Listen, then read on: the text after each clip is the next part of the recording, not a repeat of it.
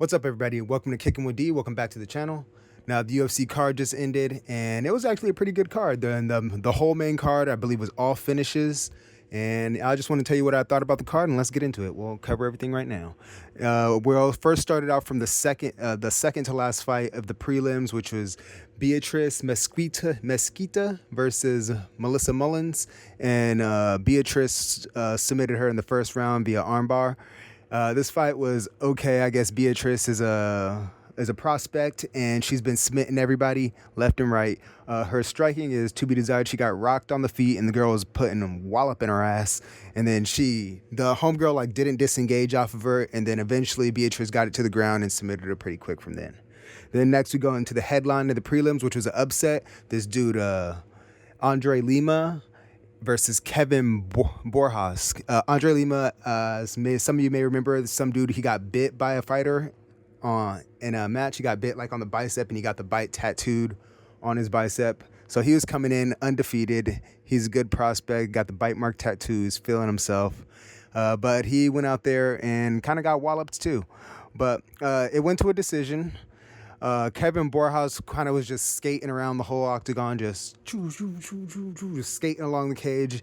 Kevin Borjas never cut him off one bit. He just Muay Thai stands in front of you. It kind of only seemed like he's only going to throw strikes when you're directly in front of him. If he's moving around, he didn't even try to, he was throwing kicks to the body, maybe to cut him off with kicks, but no kicks to the leg or anything to stifle his movements. If he wasn't just going to bang, bang, cut him off himself, he's just stayed in that traditional Muay Thai-esque stance where it's just you in front of me, I fight, or whatever. Just you hit me, now I hit you. You hit me, now I hit you. That's how sometimes Muay Thai fighters be fighting like that. But yeah, so hopefully he comes back and he learns from that. But yeah, it kind of seemed like he might have been a little bit more skilled, but fight IQ not there. And yeah, I'm not going to sit here and let someone just run circles around the whole octagon on me. That's wild, bruh. Just stop it. That's kind of what Diego Lopez did when Volk walloped his ass the first time. And that happened the second time too. But yeah. All right, now we're getting into the main card. We got Mirzatali Magomedov. I know I'm butchering his names. I butcher names. I gotta write them all down so make sure I'm pronouncing them right, but shit, whatever. Anyways, the Magomedov dude, he hit this dude with a modified twister. I've never seen it before, but he submitted him in the first round. That was a good fight. I'm definitely going to watch this dude from now on. But yeah, hopefully he can put on some good performances in the future, and hopefully he's mainly not just a grappler, but yeah, I want to see where he goes. I actually like that. That twister was nice. Christian Rodriguez head kicks Haider Amil. Head kicked him in the first round, rocked him bad, and then Emil tried to wrestle up with him, and then he cinched in a guillotine, choked him to sleep. He went off to the Shadow Realm. He didn't tap, but yeah, good finish by Rodriguez. I like that.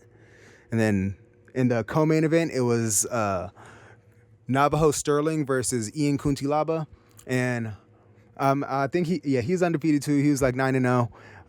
It was a good performance. I think he's really stiff and blocky, but he got Ian up out of there. He got him on the floor and was just walloping him upside his head. And it kind of seemed like Ian was talking to the ref while he was getting walloped, or maybe he was just staring at him.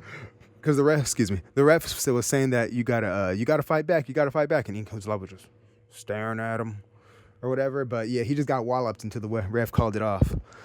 Oh yeah, and Beatrice, I didn't like. I'm back to that home one girl got the submission. I didn't like how she came out. She was staring in the camera. She was just doing this, and with her fist, and she was doing it for a real long time. I didn't like that. Sorry, I just had to let that be known. I didn't like that. But if you can hit the like button, subscribe to my channel, hit the bell notification, I'd greatly appreciate it. All right, now we get to the main event: Manel Kape versus the Gooch, and I made a prediction on this fight. I thought the Gooch would dart in or something, and then Manel Kape would time him and get him in. That technically didn't really happen. The Gooch darted in with a combination, missed, and he threw a 3-shot combination. Manel Kape's dodged 2 shots and then countered him on the third, dropping him. And then he circled to his back, started throwing shots up in between his armpit, up to his chin, which dropped him. He fell down on his head while trying to get up, and then the ref called it from there. It was a good stoppage, but yeah. Manel Kape, he went through a lot of adversity in that fight, actually. He got got it. I think he got a leg check. Yeah, he got his kick checked real bad, and he went back up to the fence because his leg hurt really bad. He was walking in a boot at the press fight show. The speed was a factor for a little bit, but like when you're darting in and out like that, in and out, how the Gooch fights, yeah, like the speed, like bang, you're getting hit, and then you're getting hit a lot, and Manel Kep is like how he fights. He's like boom, boom. He's changing his angles. He's waiting. He's like looking to see where he can hit you, and where he could counter you and whatnot. And the Gooch is just darting in and out, and it's just since he's not knocking him out, it's giving him a lot of looks. And he's a counter striker. He likes to find holes. He's good at that. Or he likes to get you backed up to the fence with nowhere to go. And if you try anything, basically, he's gonna counter you.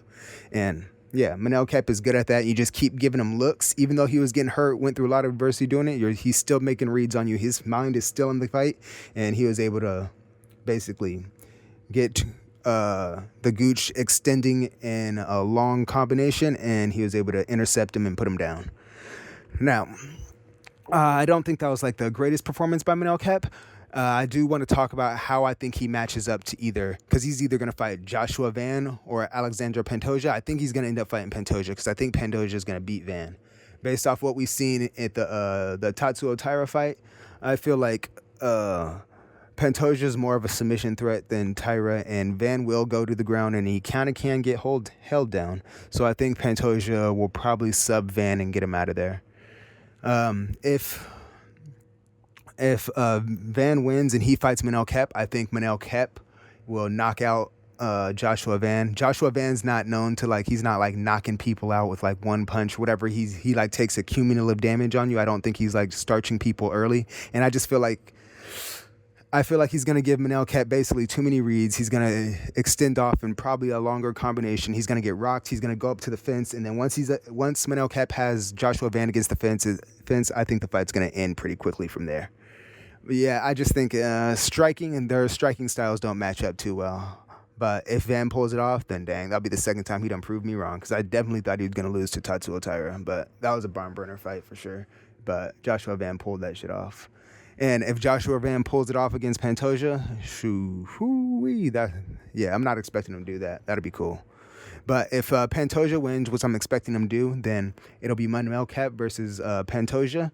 And I actually think Manel Kep will knock Pantoja out. Yeah, I know Pantoja's got a chin of steel, and whatnot. Like he's got a chin, but he is getting up there in age. He's gonna fight Joshua Van first. I think he could beat Joshua Van. And then afterwards, some time is going to pass between then. So he's going to fight Manel Kep. Manel Kep is still in his early 30s, I think like 31. But yeah, he is going to be tough to beat Manel Kep in his titties. That's for sure. Titties bouncing around everywhere while you grappling him. It's not going to go well. Might get distracted. But no, Manel Kep did get taken to the ground by Horiguchi, the Gooch. He got taken down to the ground, and he got held down there till like the end of the round. I'm not too worried about that too much because he kind of looked comfortable there. He was still like trying to like fish for a leg until the Gooch started like raining down punches on his temple, and then he reestablished himself. It wasn't good that he was down there, but it did show that he was comfortable and he was still trying to be offensive even though he was in his guard. But I do think that Pantoja does pose a problem to him. I think he will get him down, but I don't think he'll be able to submit him. If the fight goes longer than 3 rounds, then I'm not seeing that Manel Kep will beat Pantoja. But I do think Manel Kep will knock out Pantoja by the 3rd round, or if not sooner. Yeah. Well, that was the UFC card. Thank you guys. That was my live reactions. You guys have a good one. Peace.